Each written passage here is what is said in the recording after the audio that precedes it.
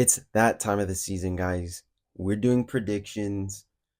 I'm recording this the day before match day one versus Torino, and we'll see how it goes. I'm super excited. I'm very enthusiastic about this season to come. So I'm hoping that it doesn't come and bite me in the ass and not knock down my confidence for the whole rest of the season. So, guys, we're going to start with predictions. Make sure you guys put your predictions down below, and we're just going to get right into this. So, prediction in the Serie A where we are going to finish.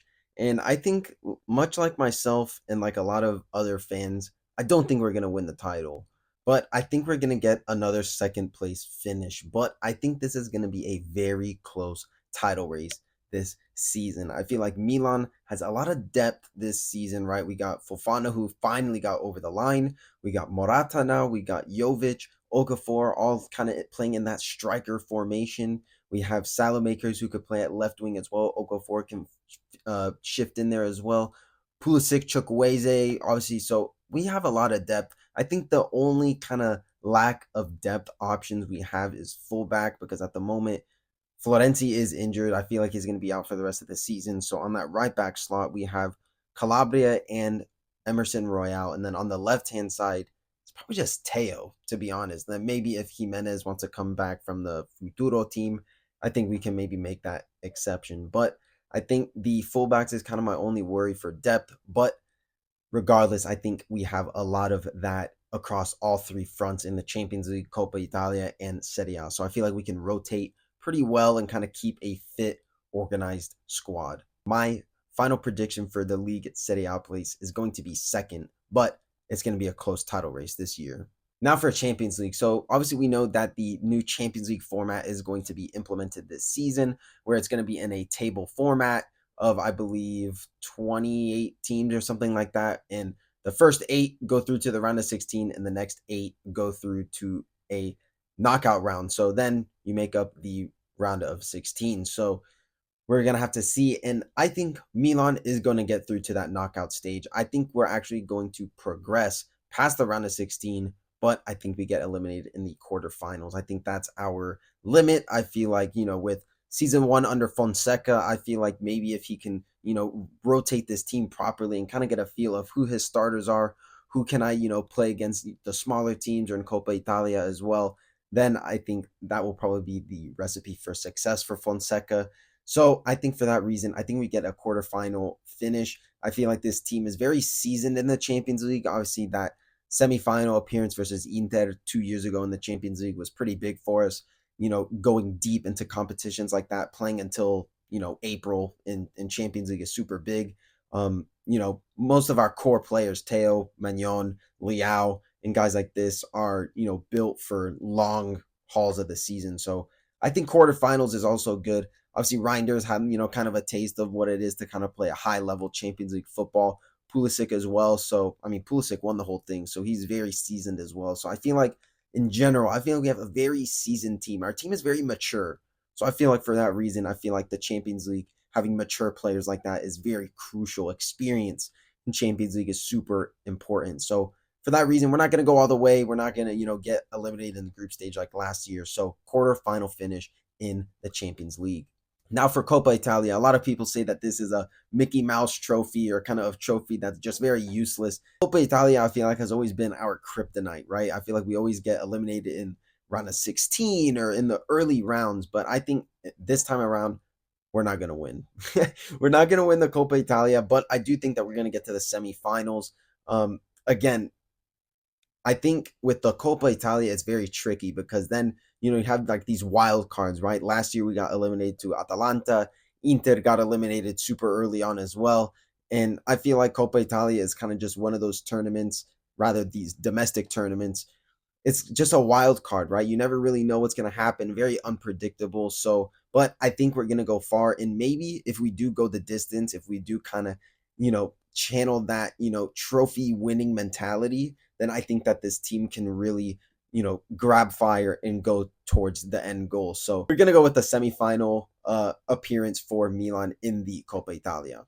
So no silverware this season for us, guys. And I think it's going to be a tough pill to swallow not having a trophy this season. But again, we see, this is going to be a brand new season under Fonseca. I feel like it's going to be a long time for these players to kind of adjust to the system that, quite frankly, some of these players have never played in a system, right? Under Pioli, it was very sporadic. Sometimes we would play good, but there was never really a system or patterns of play.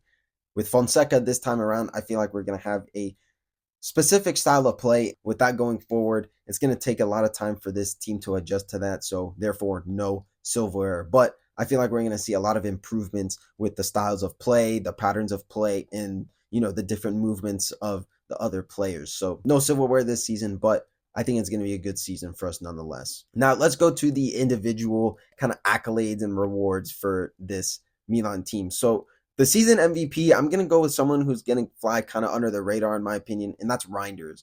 I feel like Reinders is the general of the midfield. He's the guy that pulls all the strings for us, with, sometimes, playing, a little deeper, picking up the ball, from the defense and kind of ball carrying or even passing. Reinders is passing of range, I think, is one of his most underrated qualities, kind of picking out a pass that no one really sees. And I feel like this season, second season Reinders, I feel like is going to be absolutely sensational. So I'm hoping, he kind of, picks up that, role as, the cemented starter as the midfield. He's played the most minutes out of everybody last season, and I think it's going to be very similar this season. So Reinders is going to be my season MVP.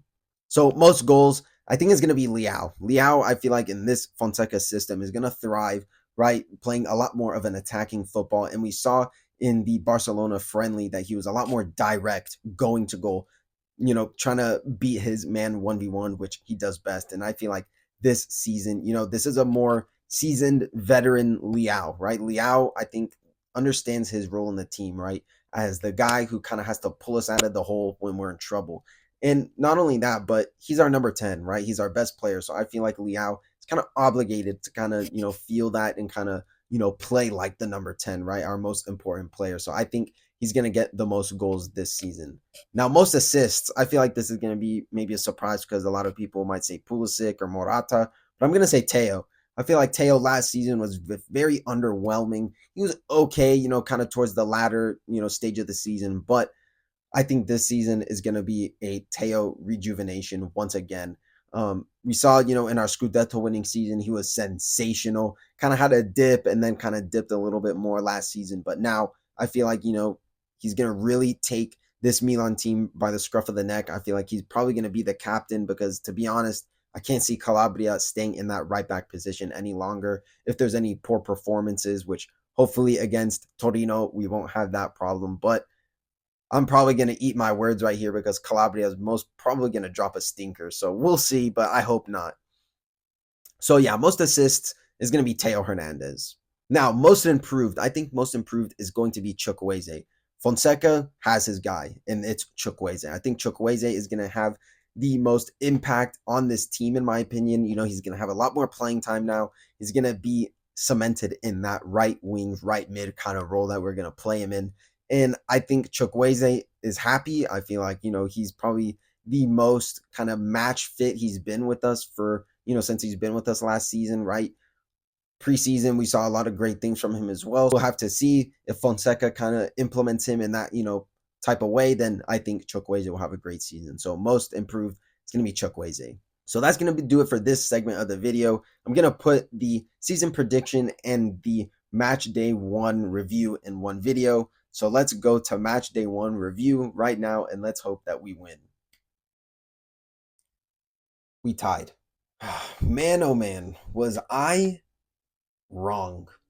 I think this match day one probably could have gone any worse, to be honest, because when I was watching, man, I was so enthusiastic. I was so optimistic about this game and kind of this season. And I think preseason kind of tricked us all. Kind of let's take a couple steps back and, let's just get into this, guys. So, first half, I think was just super underwhelming. Not anything encouraging to add other than a missed 1v1 opportunity with the Leao.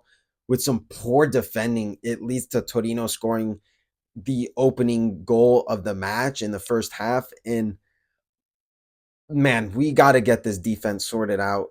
fast if we want to make a push for the title this year. And hopefully, with the introduction of Pavlovich, I feel like will help. But I feel like a lot of the fan base is backing on Pavlovich to save us and save this defense this season because, man, Tiao, what happened to this guy?